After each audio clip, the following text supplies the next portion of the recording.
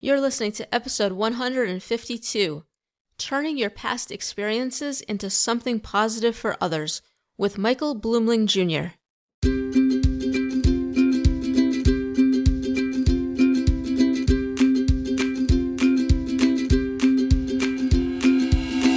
Welcome to the Grass Gets Greener podcast, the show for survivors by survivors. I'm your host, Melissa Wilson, a bullying survivor and anti-bullying advocate. And each week you'll hear from a survivor who has overcome a traumatic experience to go on to not only survive, but thrive, so that you can too, starting now.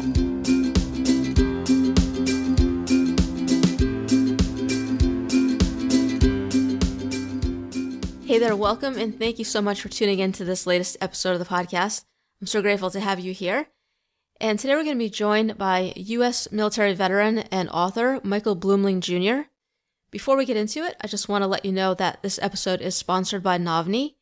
Navni is the top-ranked anonymous writing website in the world. Navni provides free wellness resources and low-cost online therapy services to help people cope with various levels of emotional distress. Write anonymously, feel better at novni.com. So Michael is a veteran of the U.S. Army and author of 3 books, as well as a survivor of childhood trauma. And he joins us today to talk about how he's using his traumatic childhood experiences as motivation to help improve the lives of others and have a positive impact in the world.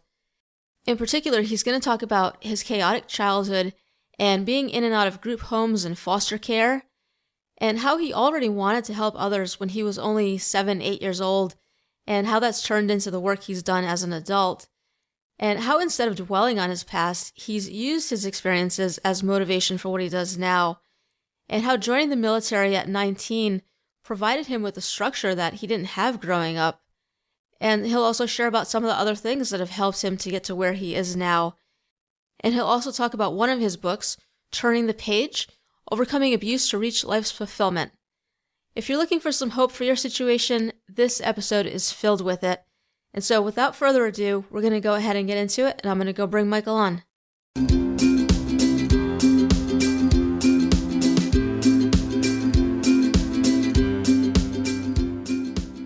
Michael, welcome to the podcast, and thank you for joining me here today to share your story with us.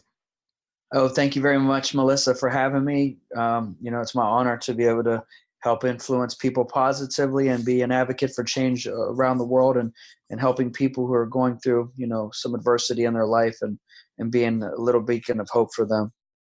Yeah, absolutely. And I'm excited to have you here. And so you and I got connected through past guest of the show, Kelly Rowe from episode 123. And I'm glad that she connected us because you are an abuse survivor who has been able to overcome the trauma to live a fulfilling life. And I definitely want to hear about your journey and the things that have helped you in your recovery so that we can provide hope and inspiration for those listening who may still be struggling. And I love how you're using your past to make a difference for others today. And your message is that each person has the power to deal with adversity and move forward no matter the circumstances. And one of the books that you've written is entitled Turning the Page, Overcoming Abuse to Reach Life's Fulfillment, where you provide a model that other survivors can use for moving past their abuse. So I just love the hope in your message, Michael. And what I'd like to do here is have you start us out by sharing with us a summary of what you experienced growing up, and then we'll go from there. Does that sound good to you? Sounds perfect. Yeah, so, just kind of take a few minutes and share with us what happened and how old you were as well. Yeah, so my father served in the military, and I was actually born at Fort Benning, Georgia. I had a, very traumatic childhood. I grew up in a group homes and foster homes, and just a lot of tragedy when, you have a parent or parents who, have an alcoholic addiction or use drugs recreationally. And, when you come in that environment, you see the world from a different perspective. There was a lot of things that happened to me that, you try to forget, you don't want to think about, you try to push it down. You want to, move on in a positive way and kind of act like, you never experienced those things. But in the reality of life, you did experience them. And so I just try to take, what happened to me as a child and the experiences I had and just turn it into love. I'm a firm believer that, sometimes things happen in life and, you know, um, you don't always agree with it, or you don't always think, that it could happen in your family, abuse occurring, or, someone you love being hurt by someone. Because it's usually the people that are closest to you that hurt you, that can hurt you the most. And so, my mom was abused as well. And I have a lot of compassion for my mother and what she endured. And, there's a lot of times throughout my childhood, I wished, my mom was brave and stronger to, be able to leave the circumstances and the environment. But I also give her a lot of credit because I'm sure that it was very traumatic for her. And my heart goes out to my mother. I love her very much. And I know she's a good mother, and, just sometimes things happen. So my very first thought, ironically, with everything that I went through, and I went through one of the worst forms of abuse. I was reported dead when I was 5 and just had a lot of, things that occur.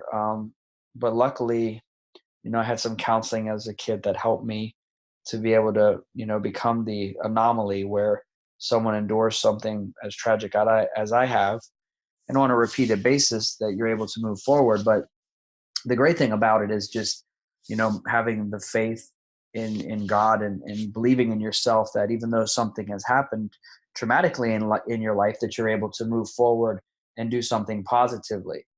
My first thought as a child, I think I was probably like 7 or 8, like, I started thinking that I wanted to have an abuse shelter in the community for abused women and children. I wanted to make sure that, like what I was experiencing, what my mom was experiencing, that it didn't happen to any other and no one else around the world. I just wanted to be someone that stood up and said, you know what, this isn't right. And, we as a community, we're going to be here for you. And throughout my career, I've been able to transform that original thought into massive, bigger ideas and vision and goals, and publishing a book, turning the page to help individuals who have been abused. So it's just been a complete journey, and I want to let people know that if you've gone through a circumstance, that there are people in the world that care about you and love you, and that you should never give up hope. Mm, yeah, absolutely. It sounds like you had a very tumultuous childhood.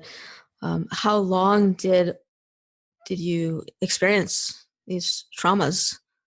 Well, I mean, I was in and out of the house. So, I mean, I guess parts of me at the time that wished that, like I would have been adopted, or, never sent back to my parents. But then another part of you feels like, they're my parents and I love them. And, you know, I was raised as a Catholic, and, honor your mother and father. And, I want to make my parents proud. I think that's one of the things that makes me the innovative, entrepreneur and business minded and world changing thoughts that I have is really built around, doing well and better for others. So, they don't have to experience those traumas. So I just think that there's so many different factors that are involved, but, being in and out of the house, it's just, it's like kind of like a blur, like a story where if you ever watch a movie and you see like flashbacks where somebody, has an incident and then they remember it. And then, then there's a period where, they're out of the house, and then, I would go back, and then, there'd be another episode. And so it's just like constant, like, uh, turmoil and chaos. And really, luckily for me, like I said earlier, I have a strong faith in God, and without God, I don't know how I would have been able to get through it, honestly. Yeah, it just sounds like not a good environment for a child to have to grow up in, and certainly just being in and out of the house so much. And what was your experience like when you were in foster care? Um, I don't. Foster care is interesting. We in this country, in America, we have a lot of people that need to be adopted. We have a lot of people that are in the foster care system. It's a huge epidemic right now. There's a huge shortage, and so if you can get a good foster parent, or a good, good people that want to adopt, I think that's fantastic for society. We need more of it, and I'm an advocate for quality people who want to stand up in their community to help other people who may have gone through some misfortune or a traumatic experience, especially our youth and our children. But for me, it's kind of like a catch-22. It's like I'm in foster care. One of the incidents that happened, my dad was supposed to buy me a bike for Christmas, and when he was getting arrested one time, he screamed out, "You're not getting a bike for Christmas now," as they were arresting him. And it's just a lot of trauma, honestly. And just, so I was in a group home, and they bought me a bike, and I think they taught me how to ride the bike and everything. And then I went back home, and I never really talked about this particular story before, but I'm an open person, so it's better to share with others because they probably have experienced something similar. And if I can be a parcel of hope for other people, that's what I strive to do as a leader and somebody who loves, people around the world. It's who I am. But so I went back to my parents, and they were living in like a Section 8 type housing. And I think my dad was having a hard time getting a job, and, he was still, drinking and stuff like that. So nothing had really changed. But for some reason, we were away one night, and the projects that we were living in got broken into. And the bike that I got from my foster family, my foster family that I was living with, got stolen. And, it really broke my heart because it was like, I don't know.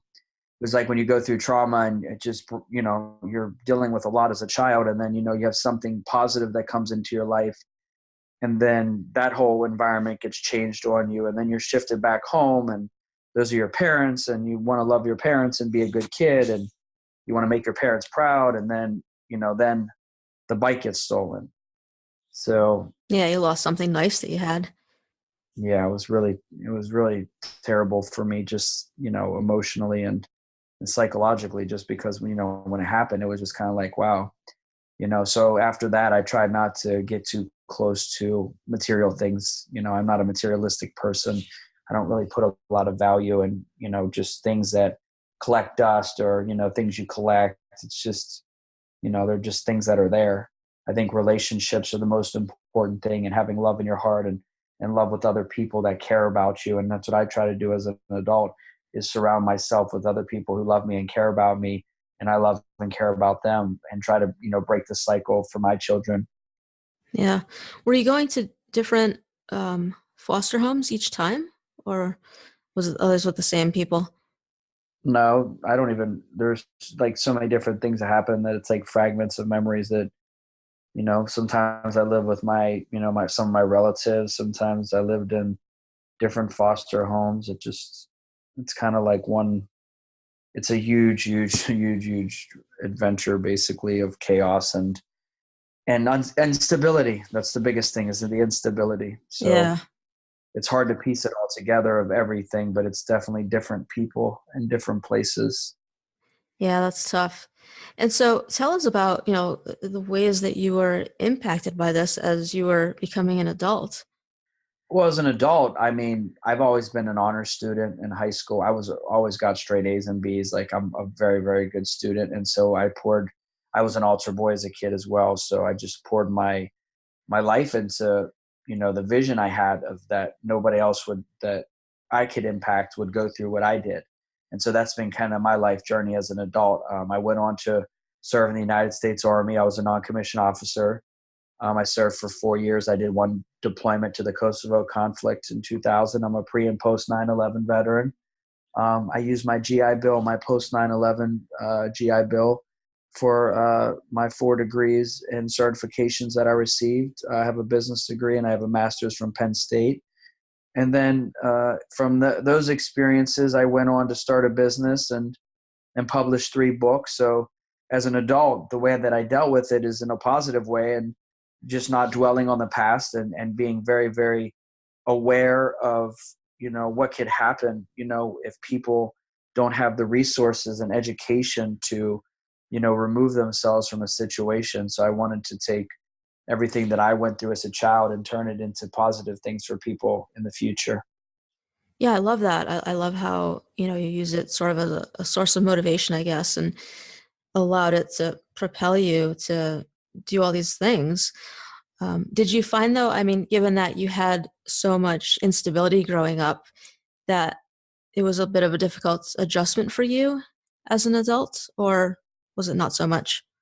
Well, my dad was in the military, so it was a very strict household when I was there, and then I joined the military shortly after high school. I think I was like 19 when I joined. So the military has a lot of structure, and I had some great people that, one sergeant, Sergeant Patterson, and he went on to, he's retired now, but there's certain people. I just always look at it like God sends angels to your life, and you meet people that help you along the way to move forward positively and not dwell on it. And so that's, hopefully, the next angel's on the way for the person that needs it, and for everyone. I mean, we could all use people in our lives that care about us and love us. And whether it's, just, getting you a warm blanket if you're cold, or providing you with a name of a shelter in the community, or a resource so that you don't have to be abused anymore. I mean, there's so many different ways that you can impact people, and it doesn't always have to come from money. I mean, there's ways that you can really profoundly impact people's lives, and I want to do that for the rest of my life. I want to impact millions of people's lives. I want to be part of a group of people in the world that still care and want to make a difference. Yeah, that's awesome. So you said that you joined the army when you were 19. It sounds like that provided you with a lot of the structure that was missing for you when you were growing up. Yeah, I mean, the military is, I mean, I love America. I love our country. I love that I served our country. I love every single person that served this country. They're all heroes to me. I look up to them. I feel like, that's what freedom is. And I was very fortunate. And I lived in Germany for 3.5 years, and I did one deployment. And I just feel like the opportunities that were afforded to me by the United States Army is a blessing. Honestly, like, I wouldn't be the person I am today without it. Hmm. And what are some of the other things that have contributed to where you are now? I have a lot of internal drive. I'm very, very driven. I'm probably to a fault, maybe. I really care. I have a heart. I love people. I love seeing joy in people's faces. I mean, it's just, there's nothing that you can give someone more than, a gift of joy. And I just love that. And my faith in God is very, very strong. I'm not perfect, but I want to be the very best person I can be. Getting ready to run for U.S. Congress in Florida for District 21. I want to, I've done a lot of things when I got out of the military as well, to, starting a business and publishing the books and everything. And I just want to, do more in the community, but, on a more national level, and write good legislation. And, veterans are one of the groups I want to serve, and also individuals who've been abused, and, trying to provide some stability to our educational system. And so there's a lot of things that we could do to make the world a better place. And, it has to start with from within, little things or big things, and just moving along in a positive direction. Hmm. Yeah, and you said it was when you were 6 or 7, right, that you started thinking about, ways that you could help other people, right? Yeah. I mean, honestly, it's just like a compass. It just comes from within you. I mean, Hmm. so many people, honestly, it's like, they have something traumatic happen to them, and everybody deals with it so differently. It's hard because, everybody's brains and their actions and their minds, everybody functions differently. And you could have 10 people and they experience similar things and they all react differently. And I just had a compassion and love for my parents, honestly, more than anything. But I did, I tried to prepare myself for the abuse that was coming. I knew it was coming. I knew what happened when my dad drank, which was almost every day. So, I mean, it was like, you kind of, in a way, being a soldier in the military is similar to what I was already doing as a child, is preparing myself for war, battle. Mm. But it sounds like, you were so hurt and so upset by what you were experiencing and what you were seeing your mom go through as well, that you developed that passion to want to help others, to make sure that, what you experienced, maybe, they don't have to experience as well. Exactly. I mean, that's the thing. It's like, if I can, I can shoulder it. Like what I've experienced, I mean, everything in life is downhill for me. Honestly, there's nothing that's too difficult, honestly, in life after you experience something like I did. But there's positives, there's always something good you can take from things, even, it's hard to accept, but there's always positive. For example, I've never done a drug in my life because I saw what happens. I don't think that's good for families. We have a lot of opioid addiction going on in America, and we have a lot of problems with drug use, and that was something that I saw in front of me, and I was like, I don't want to do that. I pretty much try to do the very opposite of everything that my dad did. That was kind of my rule, I guess, as a kid. What if my dad did that? When I'm older, I'm not doing that. Yeah, and sometimes that happens, right? We see something in someone and we don't want that for ourselves, and so then we make it a point to make sure that that doesn't happen for us. And then I think unfortunately sometimes what we see with other people ends up continuing with us too. And that's why I think we see a lot of intergenerational trauma sometimes, and some people have that trouble of breaking that pattern, and it just will continue. It sounds like in your case, like you wanted to make sure that you were going to be different and you were going to do something and make a difference for others, which is awesome. Exactly. I mean, the thing is this: is that in life, there's always a fork in the road, and I mean, that's why I really believe in mentorship. Mentorship is a real huge part of recovery from any trauma. I've been fortunate. Again, I alluded to it a little bit, about angels being in my life, but there's been various points in my life. There's been significant people that have believed in me and cared about me and loved me. And it's hard to trust people when you experience trauma. It's very, very, very hard to trust people. And sometimes people take advantage of that, but there are other times that you have to be vulnerable, and you meet someone and they are there for you, and they support you, and they love you, and they care about you, and they want the best for you. And I think that um, I try to be that for other people, but there's definitely been people who have done that for me, and that's a real blessing. Yeah, having support is just so huge. And I've heard that, time and time again from my guests. So it's definitely such an important key to healing. So, Michael, how are you doing today? Are there any sort of negative lasting effects from what you experienced? For me, not really. No, I spend all my energy and time on the positives and helping other people. That's my drive. That's my conviction, and that's my love. It's my passion. I will go to the end of the earth for the people in the community that we love and care about. And I want to see people, have positive results in their lives. And so I dedicate my life to that. So I really don't have much time to, for other, things that, that could bring me down. Every days can be different. Some days are difficult. It's just like anybody in life. Some days you're tired. Some days, you don't feel like doing it. So it's not like I'm removed from anyone else that's going through, trauma. Like I said, I mean, there's depression, there's anxiety, there's a lot of different things when you go through trauma that you experience over the course of your life. I'm not immune to those things, but I just tried to put it on a positive spin on it. And, anybody who has gone through abuse, my suggestion to them and my guidance is just love yourself first. Yeah. Well, I'm glad to hear that you're doing well today and you have that positive mindset.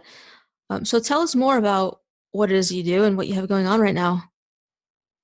Yeah, I just, I've, after publishing the three books and the things I've done in my career, I'm just now focused on the political change. I've done a lot of things on the program side. I used to work for the state of Virginia, helping to create jobs for veterans under the governor's initiative. So I did a lot of work in workforce and economic development for veterans. Currently serve on a board down here in Palm Beach County, Florida.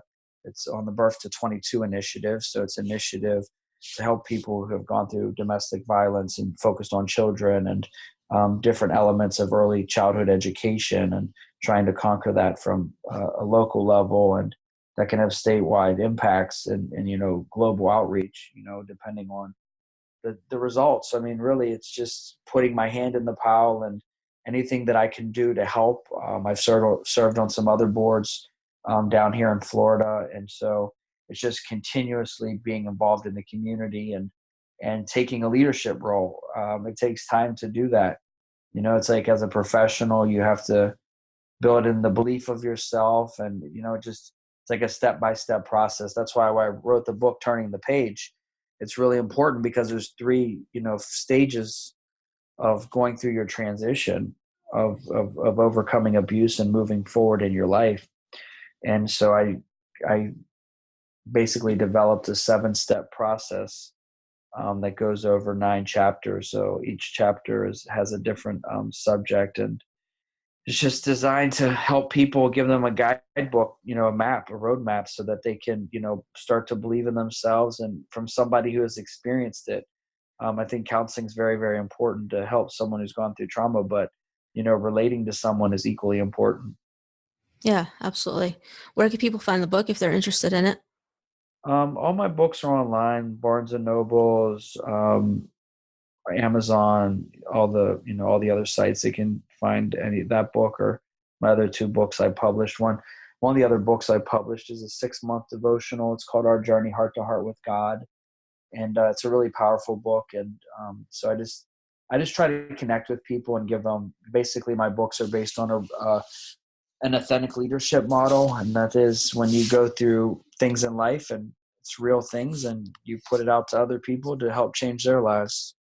Awesome. Yeah. And how long have you been sharing your story publicly for?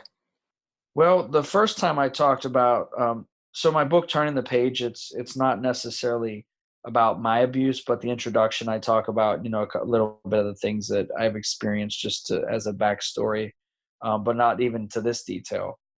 I've tried to get involved with, several organizations throughout that time, and that was since 2014 was when I published that book. So for now, it's just trying to get the voice out. Like Child Help, which is a national organization, they endorsed my book, and they're based out of Arizona. So it's just basically getting more people, like a platform like this, more people hearing my story, more people wanting to know about it, more people wanting to hear what I have to say.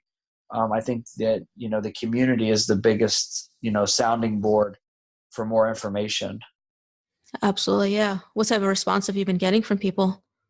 I think abuse is very private. So, it's not a book that's intended to, it could break. I mean, it could develop into like workshops or something of that nature, but I really wrote it on a more personal level where people, can kind of take it and use it to gather their thoughts and strengthen themselves inside and their faith and who they are and what they want in life, and give them hope and purpose and direction. And I look at that as more of a personal thing. So I wouldn't say that I've gotten a lot of people that have contacted me about the book. um, that's not necessarily that somebody wouldn't or haven't, but it's just to this point, I just feel like the way I wrote the book is in a manner that's just focused on that individual trying to survive, basically. Mm-hmm. Yeah. And I think it's great. It's so important to have resources for people to be able to turn to, and just different things that they can try and see what works for their own healing, because of course everyone's going to be different and they have to figure out what's going to work best for them. Exactly. That's exactly right. And that's what I think what's so great about the book and unique is that it gives every individual to take the information and process it in their own way. And my only prayer is that, it impacts their lives. And I actually, of course, when you write books, it's nice to, make money and have residual income from writing books. But I solely wrote the book because I wanted to help people who've been abused recover. I didn't write the book to sell it in the back of the room and, try to not manipulate, but not to indulge in what someone's pain is. I pretty much wrote it because I've been there, I've done that, I understand completely, and I don't want you to be in that situation. I want you to feel empowered. I want you to feel like your life matters. because it does. And I want you to feel like you're loved. And that's the sole purpose I wrote the book. So whether it reaches, 200 million people or 2 people, I pray that whoever gets the book, that they're able to have a positive outcome after reading it. Awesome. Yeah. So, Michael, I want to ask you the final question that I have for you today. And that is, given what you know now, if you could go back to when you were going through your tough times and give yourself one piece of advice, what would it be? The advice that I would give myself is that don't lose hope. Don't quit. Believe in what's inside you, even when everyone tells you that what's inside you, it doesn't seem possible, that it is possible, that you can make a difference in the world, that your life is important, and that, you see a lot of tragedy and you don't have to be a part of that tragedy. You can write a new story for yourself. I love that. Yeah. It's filled with hope, as is your message that we've been just talking about here today. So I love the positivity and just the hope in everything that you've had to share. And so, how can people connect with you or find out more about what you have going on? Well, I'm on LinkedIn and Twitter and Facebook, and I'll have political campaign information that people will be able to connect in that way as well. So if you Google me, I have a lot of interviews about there. I have an interview about turning the page that was done in Richmond, Virginia, and they'll get a live interview that I did that talks about the book. And just anybody that wants information or wants to connect with me or wants me to come speak to their group or wants me to impact something to work with the community on a larger scale, I'm here as an advocate. I'm here to help. I want to make a difference, and I'll continue to do that for the rest of my life. And anybody who wants to be a part of that or wants to assist me or be a contributor to the process of improving people's lives, I'd love to have them reach out to me. Awesome. That sounds great. So, yeah, Michael, I just want to thank you for coming on here today and for sharing your story with us. And I'm sure that this is, going to inspire someone out there. And I think, I love just that message of hope that you have for us. And it's so important, so important to have that hope when healing from trauma. So thank you for that. And thank you for the work that you do and for everything that you're doing for the community and for society. And I know that you're going to be making a big difference for people. So thank you. Absolutely. I really appreciate it. And thank you for your time. And I can't wait to talk to you again later on down the road. And maybe we can have some people that were inspired by this and later on, later date, we'll be able to celebrate their transformation. That would be fantastic. That sounds awesome. All right. Well, I hope you have a great rest of your day. Thank you very much. Have a great day. Bye-bye.